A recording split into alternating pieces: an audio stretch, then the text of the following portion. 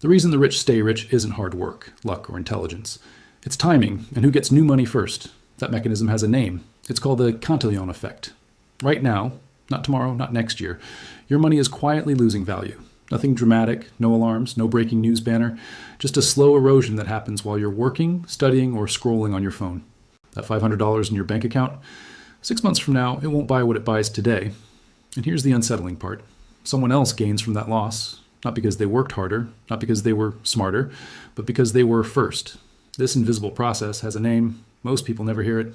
And once you understand it, you'll never look at money the same way again. It's called the Cantillon Effect, and it explains, better than almost anything else, why the rich keep getting richer, even during crises, while everyone else falls behind. Now, the mechanism.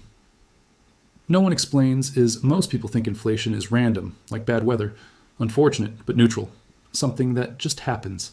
That's not true. Inflation follows a path, and that path decides winners and losers. To understand it, we need to go back, not decades, but centuries. A discovery from 1755. In the 18th century, an economist named Richard Cantillon asked a simple but dangerous question. When new money is created, who gets it first? At the time, governments were experimenting with expanding money supplies, usually to fund wars or recover from economic stress. Most economists assumed the effects were evenly distributed. Cantillon noticed something else. The money didn't spread evenly, it moved in sequence. And whoever touched it first benefited the most. That insight became the foundation of what we now call the Cantillon Effect. Why order matters. Imagine money as water poured into a system. It doesn't fill every container at once, it flows outward. Those closest to the source get it before prices adjust. Those further away receive it after prices rise. Same money, very different outcomes. That difference is where wealth transfers happen. Fast forward to the modern world. Now let's bring this into the present. When governments and central banks stimulate the economy, they don't drop cash evenly into every household. New money enters through specific doors. Banks, financial institutions, large corporations, asset markets. That's where the pipeline begins. And here's the critical detail most people miss. Prices don't rise immediately. There's a delay. And during that delay, early recipients can act. What early access looks like. When institutions receive newly created money, they don't sit on it. They invest. They buy. Stocks, real estate, companies, bonds, entire asset portfolios. They're buying at yesterday's prices with today's new money. By the time that money works its way down to wages and savings, prices have already moved. What late access feels like. If you're a worker, a student, or saver, your experience looks different. Your paycheck doesn't jump overnight. Your savings don't auto-adjust for inflation.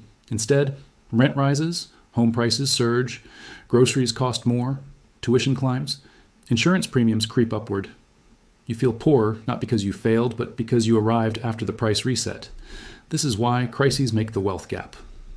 Worse, economic crises are when the Cantillon effect becomes most visible, because that's when massive amounts of new money are created quickly. During those periods, asset prices often soar. Markets recover faster than wages. Wealth concentrates upward.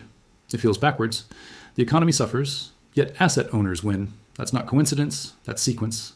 Why wages lag behind, here's an important gap most explanations skip. Wages are sticky. They don't adjust instantly because employers renegotiate slowly, contracts lock pay in place, workers lack pricing power assets, on the other hand, reprice immediately. That's why inflation shows up first in stocks, housing, financial assets, and last in paychecks. By the time wages move, the damage is already done. Why this feels personal, but isn't. When purchasing power drops, the blame gets misplaced. You're told, spend less, budget better, work harder, be more disciplined.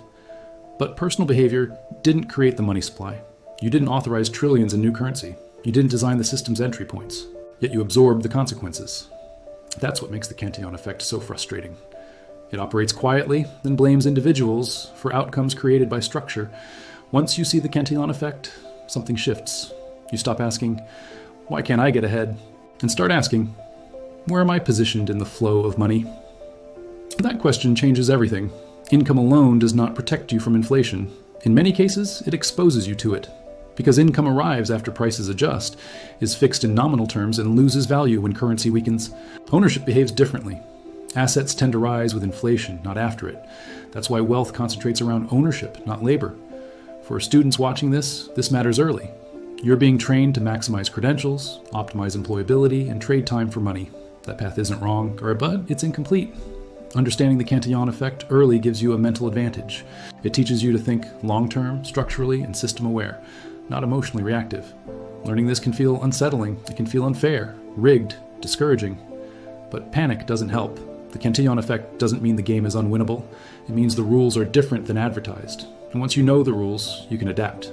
Awareness doesn't mean you instantly escape the system. It means you stop being confused by it. You understand why savings alone struggle to keep up, asset markets feel disconnected from reality, and working harder doesn't guarantee progress. Clarity reduces self-blame, and that mental shift is powerful. Money isn't just a medium of exchange, it's a distribution mechanism. When new money enters the system, it changes relative positions, and those closest to the entry point benefit the most. That's been true for over 250 years. Technology didn't erase it, digital money accelerated it. Now that you see it, you have a choice. You can ignore the mechanism, blame yourself, or hope things stabilize. Or you can understand how money actually flows and make decisions with that awareness in mind. That's the education most people never receive. Not because it's secret, but because it's uncomfortable. The Cantillon Effect explains why wealth concentrates during inflation. Asset owners benefit from crises, and hard work alone isn't enough. It doesn't mean the system is evil, but it does mean it isn't neutral. And neutrality is the myth that keeps people confused. If this helped you see the hidden architecture behind money and wealth, subscribe to the channel. Every week, we break down the systems, incentives, and psychological forces shaping modern finance in plain English. No hype, no shortcuts.